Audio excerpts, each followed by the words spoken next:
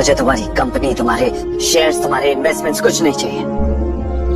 मुझे बस मायरा चाहिए। मायरा तुम्हें कभी नहीं मिलेगी।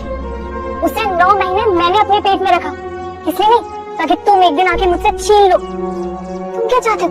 मैं मायरा के बिना तड़पूं, बेचैन होकर अपनी जिंदगी गुजारूं? जब से मायरा पैदा हुई है तुमने कितना वक्त बिताया उसके साथ, कितना ख्याल रखा है उसका? और वैसे भी तुम्हारी ये कंपनी बैंकरप्सी की कगार पर है। तुम यहाँ पर मायरा की कस्टडी का मुद्दा बनाकर मुझ पर प्रेशर डालना चाहते हो? तो भूल जाओ, मायरा की कस्टडी तुम्हें कभी नहीं मिलेगी। रितिका, तुम जानते नहीं हो, मेरा नाम हर्षवर्धन है। तुम मेरा कुछ नहीं बिगाड़ सकती। मैंने लॉयर्स हायर कर लिए हैं। तुम्हें सारे पेपर्स भेज देंगे, डिवोर्स के भी और मायरा के कस्टडी के भी। तुम्हारी और तुम्हारी कंपनी की हालत देखकर मैं तुम्हें सजेस्ट करूंगा कि चुपचाप उन पेपर्स पर साइन कर देना। अगर नहीं तो कोर्ट में मिलते हैं। तो प्लीज तुम मत रो। देखो देखो, हम कुछ ना कुछ मैनेज कर लेंगे। मैं जानता हूँ इस वक्त तुम डिवोर्स और मायरा के बारे में सोच रहे हो, लेकिन इस वक्त सबसे ज्यादा जरूरी ये है कि हमें ऑथराइजेशन मिले। क्या तुम ही डॉक्टर हर्षवर्धन हो या फिर तुम डॉक्टर हर्षवर्धन को जानते हो? प्लीज प्लीज मुझे ऑथराइजेशन दिला दो। देखो रितु, मैं तुम्हें ऑथराइजेशन दिलवाने की कोशिश कर सकता हूँ, पर वो ऐसे नहीं मिलेगा। वो मार्केट प्राइस के हिसाब से ही मिलेगा। Market rates? हाँ, एज फार एज अगर मेरी कंपनी बच सकती है तो हम पे करेंगे। रितिका मैम, एक गुड न्यूज है।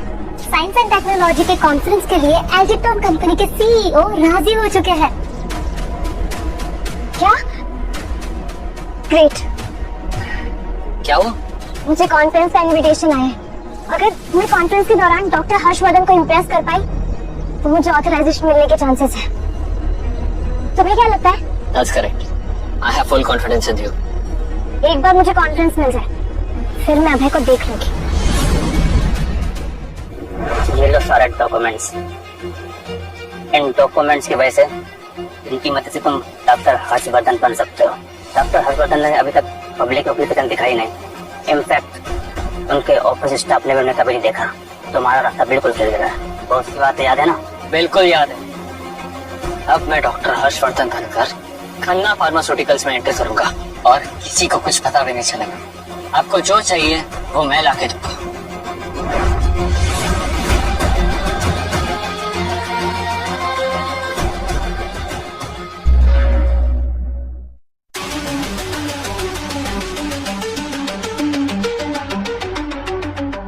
जिमी, मैं बहुत नर्वस हो रही हूँ। इतना इम्पोर्टेंट इवेंट है ना।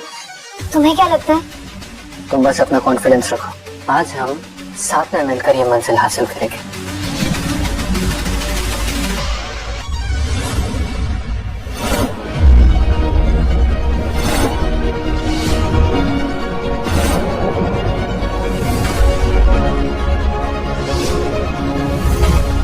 हाय तेरा। अभय, तुम यहाँ क्या कर रहे हो? तुम्हें किसने इनवाइट किया? तुम्हें पता है ना ये कॉन्फ्रेंस किसके लिए है?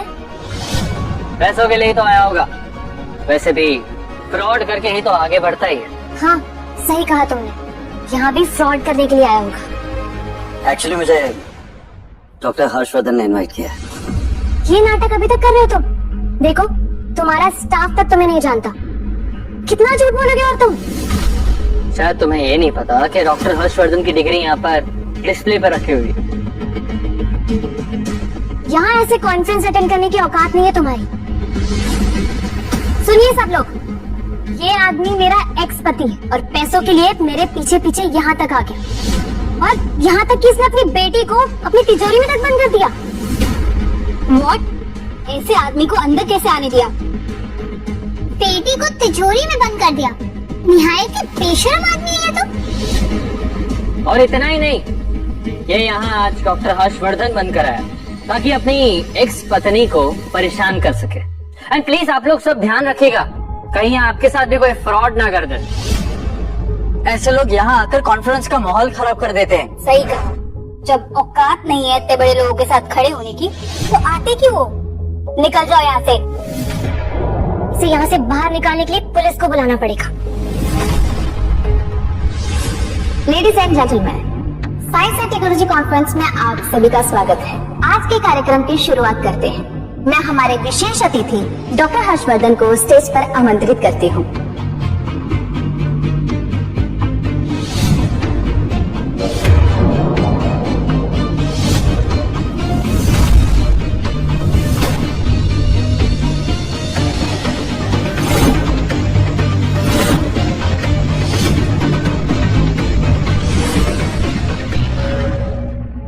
क्या तुम ही चीफ गेस्ट डॉक्टर हर्षवर्धन हो? लेकिन ये कैसे मुमकिन है? लगता है आप सब लोगों ने डॉक्टर हर्षवर्धन को नहीं पहचाना। ये है डॉक्टर हर्षवर्धन, एल्डेक्ट्रॉन के सीईओ और दुनिया के मशहूर बायोलॉजिकल साइंटिस्ट। जिमी, ये सब क्या हो रहा है? ये डॉक्टर हर्षवर्धन कैसे हो सकता है? रितिका, एक मिनट सुनिए सब लोग, ये आदमी फ्रॉड है। यहाँ आकर सबको बेवकूफ बना रहा है। ये डॉक्टर हर्षवर्धन है, असली डॉक्टर हर्षवर्धन मैं हूँ। अगर तुम सचमुच में डॉक्टर हर्षवर्धन हो तो क्या प्रूफ है तुम्हारे पास? इसने मेरी रिसर्च चुराई है और यहाँ आकर डॉक्टर हर्षवर्धन बनकर बैठा है। मतलब ये साइंटिस्ट भी फ्रॉड है? इससे सारे रिसर्च पेपर चुराए हैं और ये चुराए हुए पेपर से खुद को बायोलॉजिकल साइंटिस्ट कह रहा है। शर्म चाहिए, दुनिया के इतने बड़े साइंटिस्ट का नाम ले रहे हो। और ये लड़की इसकी बीवी रह चुकी है, ये अपने पति के बारे में झूठ क्यों बोलेगी? ऐसे फ्रॉड को तो फौरन अरेस्ट करवा देना चाहिए। अबे, ये सब नाटक बंद करो। यहाँ सबको समझ में आ गया कि तुम डॉक्टर हर्षवर्धन नहीं हो। स्टेज से नीचे उतरो। जब पुलिस आएगी और तुम्हें हथकड़ियां पहना के यहाँ से लेकर जाएगी ना, वो भी घसीट कर, तब तुम्हें सच्चाई का पता चलेगा। अरेस्ट करो उसको। अरेस्ट करवा देना चाहिए। अभी के अभी अरेस्ट करो उसको। अरेस्ट।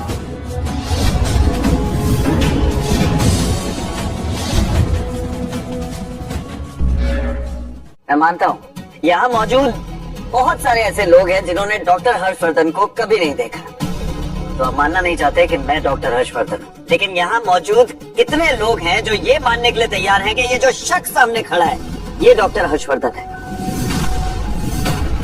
बात तो सही है।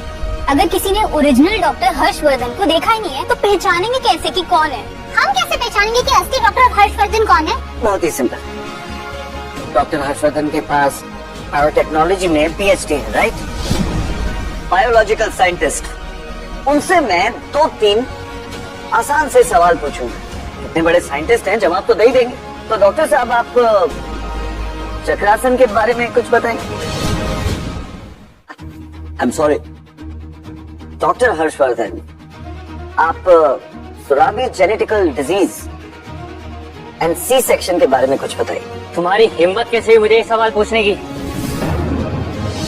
मुझे तो लगता है कि डॉक्टर साहब को ये जवाब दे देना चाहिए। यहाँ सच ये है कि तुम्हें जवाब देना ही नहीं आता। मुझे किसी को कोई प्रूफ देने की जरूरत नहीं है। असली डॉक्टर हर्षवर्धन मैं हूँ। क्या हुआ? डर लग रहा है जिमी? मैं किसी से नहीं डरता। तो आइए ना, स्टेज पे मैं आपका स्वागत करता हूँ। आइए और सबको बताइए। हाँ डॉक्टर साहब, जाइए, अब तो आपको प्रूव करना ही पड़ेगा। हाँ जिमी, अगर तुम सच में डॉक्टर हर्षवर्धन हो तो इनके सवालों का जवाब दे दो। दीजिए ना। ये जानबूझकर मुझसे इतने मुश्किल सवाल पूछ रहा है। अगर खुद इतना जीनियस है तो जवाब क्यों नहीं देता? सवाल पूछना आसान होता है, जवाब देना नहीं। और वैसे भी ये सिर्फ वक्त बर्बाद कर रहा है ताकि अपना फ्रॉड छुपा सके। अब तेरा बहुत नाटक हो गया। इसी वक्त स्टेज से नीचे उतर। रुको।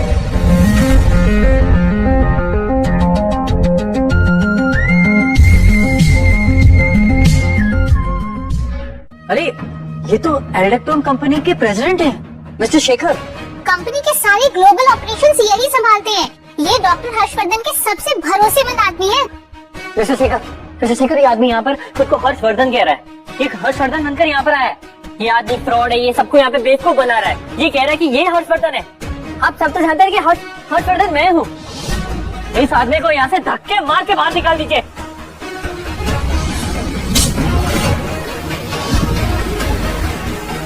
आपकी हिम्मत कैसे हुई? ये क्या बदतमीजी है? तुम अपने आप को डॉक्टर हर्षवर्धन कह रहे हो और बदतमीजी की बात कर रहे हो। मैं ही डॉक्टर हर्षवर्धन हूँ। झूठ। आप चाहे प्रेसिडेंट हो, लेकिन किसी को मारने का हक आपको किसी ने नहीं दिया, और वो भी डॉक्टर हर्षवर्धन को। एक थप्पड़ नहीं और 4 थप्पड़ लगाऊंगा अगर मेरे सर के खिलाफ एक भी गलत शब्द बोला तो। ध्यान से देखिए, ये है एल्डेकॉन के फाउंडर और दुनिया के मशहूर बायोलॉजिकल साइंटिस्ट और मेरे boss doctor Harshvardhan. Doctor Harshvardhan? ये है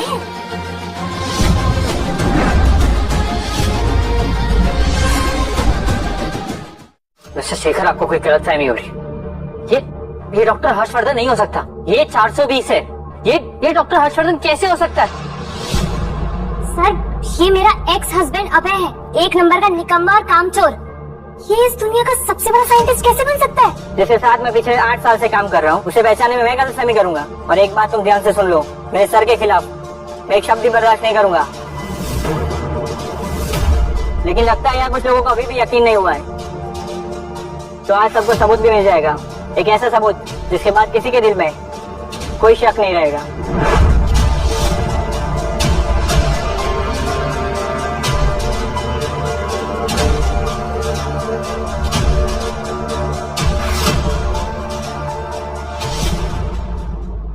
शेखर, गुड जॉब। ये देखिए, कंपनी के सारे लीगल डॉक्यूमेंट्स डॉक्टर हर्षवर्धन के ओनरशिप और अथॉरिटी में क्लियरली मेंशन्ड है। और ये डॉक्यूमेंट्स डायरेक्टली कंपनी के डेटाबेस से वेरीफाई हुए हैं। इसका मतलब यही है कि यही डॉक्टर हर्षवर्धन है। हम कितनी बड़ी गलती कर बैठे हैं। असली डॉक्टर हर्षवर्धन तो ये है, और हम इस नकली आदमी को डॉक्टर हर्षवर्धन समझ बैठे थे। नहीं, ये सच नहीं हो सकता। ये सब झूठ है। इसका मतलब ये है कि इतने दिनों से तुम मुझसे झूठ बोल रहे थे। तुम्हें याद है ना, मैंने तुम्हें अपने सर्टिफिकेट्स दिखाए थे। वो सारे सर्टिफिकेट्स नकली हैं जिमी। पीएचडी तो छोड़ो, तुमने साइंस और टेक्नोलॉजी की बेसिक पढ़ाई भी नहीं की है। और जो अब्रॉड के एक्सप्रेस सर्टिफिकेट्स दिखाए थे वो भी नकली है।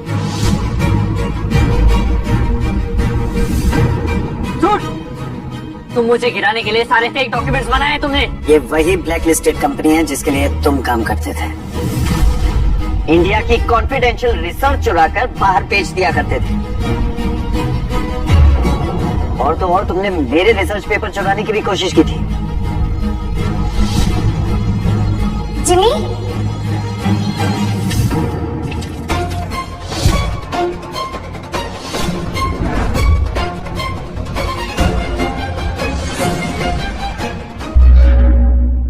क्या हुआ जिमी?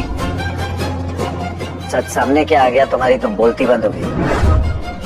और रितिका, इस आदमी ने तुमसे एक और सच छुपाया है। इसकी अब्रॉड में एक बीवी है, बच्चे हैं, और यहाँ तुम्हारे साथ प्यार का नाटक कर रहा था। ये सब सही है? रितिका, मेरी बात समझने की कोशिश करो। ये आदमी फ्रॉड है। Please let me explain. Explain? अब क्या एक्सप्लेन करोगे तुम मुझे? तुमने सिर्फ मुझसे झूठ बोला है।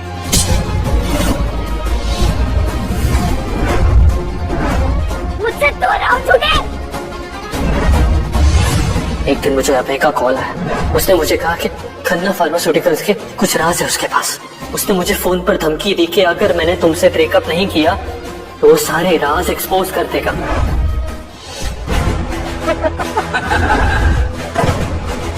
हाँ, किया है मैंने फ्रॉड। लेकिन और क्या करता? हाँ, तो जैसे इडियट को इम्प्रेस जो करना था मुझे।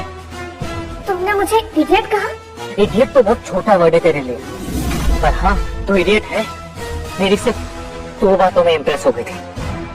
बेवकूफ बनाना तो बहुत आसान था। You bastard! तुमने मेरे प्यार का फायदा उठाया।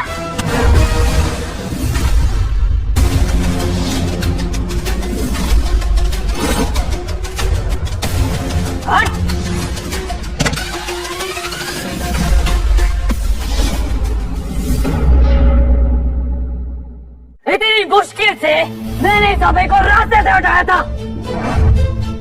सोचा था कि तुझसे शादी करके खन्ना फार्मास्यूटिकल्स का मालिक बन जाऊंगा। और नहीं, तूने मेरा पूरा प्लान चौपट कर दिया। सिक्योरिटी,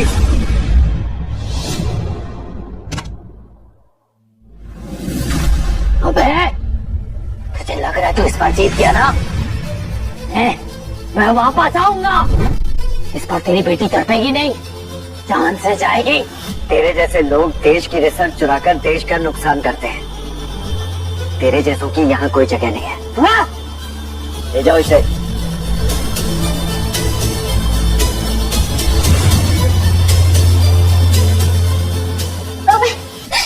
मुझे माफ कर दो, मुझसे बहुत बड़ी गलती हो गई है।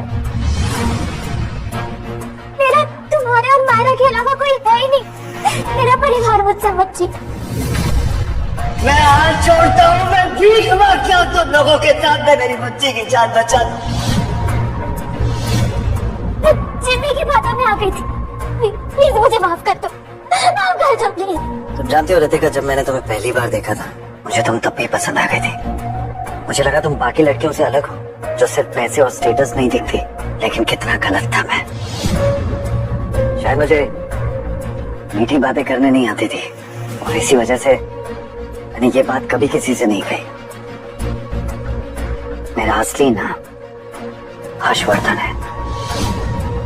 बचपन में मेरी मेहनत और मेरा निडर स्वभाव देखकर तुम्हारे पिताजी ने मेरा नाम अभय कर दिया था। बस तब से दुनिया मुझे अभय नाम से जानती है। इसीलिए मेरी डिग्री और लीगल डॉक्यूमेंट्स में मेरा नाम हर्षवर्धन है, पर बिजनेस वर्ल्ड में लोग मुझे अभय के नाम से जानते हैं। हमेशा तुम्हारी और मायरा की खुशी को अपनी खुशी से ऊपर रखा है और इसके बदले में तुम मुझ पर भरोसा भी नहीं कर पाई।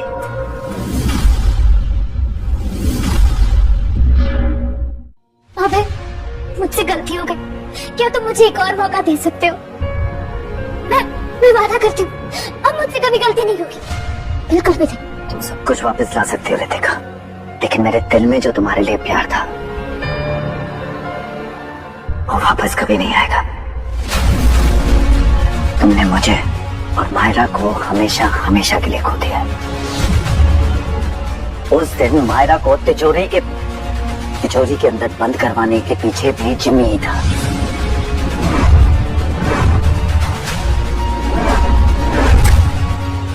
उस दिन मेरी बच्ची मौत से लड़ रही थी और क्या कर रही थी?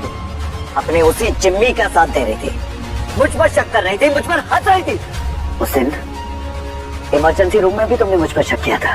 आप इस पे साइन करके दे दीजिए। साइन करता हूँ, आप प्लीज मेरी बेटी को बचा लीजिए बस। इन लोगों को भी अपने नाटक में शामिल कर लिया। मेरे पास तुम्हें माफ करने की कोई भी वजह नहीं है रितिका। मैं तुमसे गुस्सा नहीं, मुझे शर्म आती है तुमसे। ना तो तुम एक अच्छी बीवी बन पाए और ना ही एक अच्छी माँ।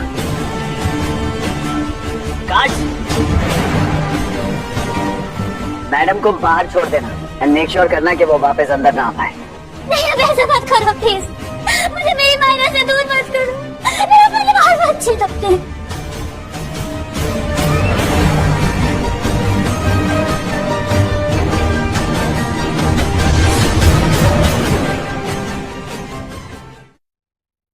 मायरा, मायरा, मेरा कहाँ था?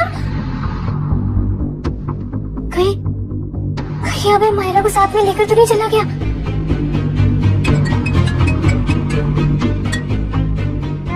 इन्वेस्टर्स के निकलने के बाद कंपनी के पास फंड्स नहीं बचा है और एम्प्लॉयज भी रिजाइन कर रहे हैं। मुझे लगता है हमें बैंकरप्सी डिक्लेयर करनी पड़ेगी।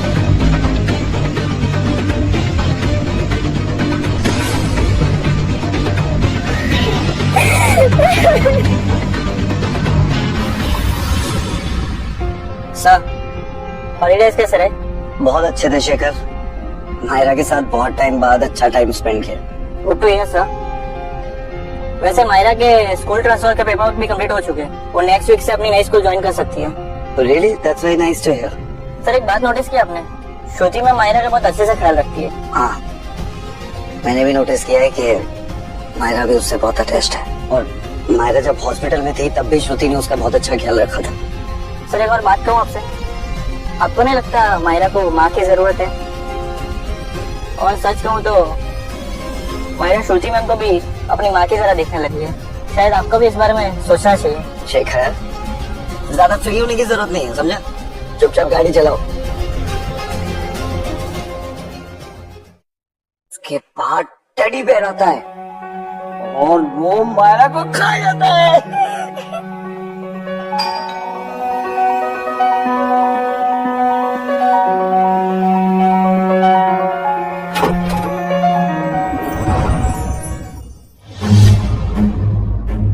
तुम यहाँ क्या कर रही हो?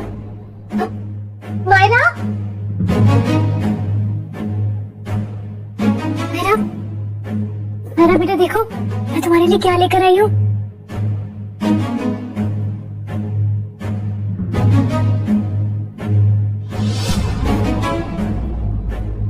मम्मा, आप इतने दिन कहाँ थी? जब मैं हॉस्पिटल में थी आप मेरे पास क्यों नहीं आई? मुझे आपकी बहुत याद आती थी। बेटा, मम्मी से गलती हो गई थी, मम्मा को माफ नहीं करोगी? देखो मम्मा तुम्हारे लिए कितनी सारी चीजें लेकर आई है। थैंक यू, पर मुझे नहीं चाहिए। अच्छा ठीक है, मैं तुम्हारे लिए कुछ बना कर लेकर आती हूँ, ठीक है?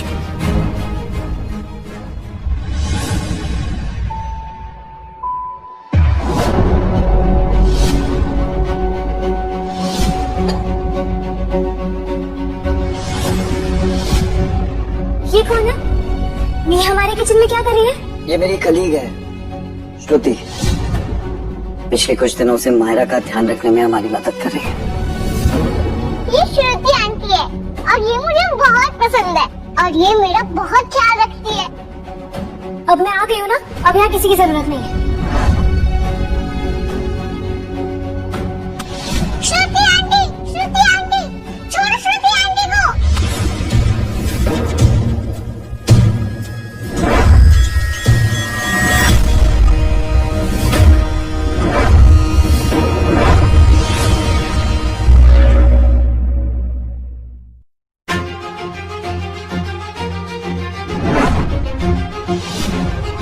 ये मेरा घर है और मैं डिसाइड करूंगा कि इस घर में कौन रहेगा, कौन नहीं रहेगा। श्रुति आंटी, आपको चोट तो नहीं लगी? नहीं। कृतिका, बच्चों को जहाँ प्यार मिलता है तो वही रिश्ता बनाते हैं और मुझे भी मायरा से लगाव हो गया है, तो इस रिश्ते को खराब मत करो।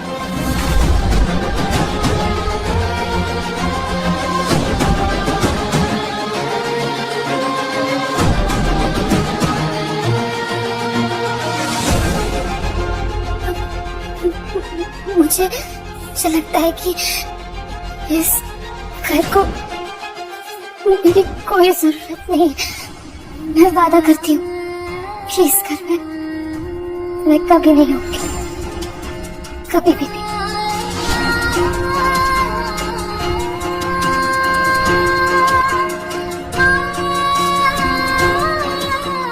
बेटा, अपना ख्याल रखना। पापा, मुझे भूख लगी है। भूख लगी है? चलो आओ, आपको खाना खिलाते हैं। कब?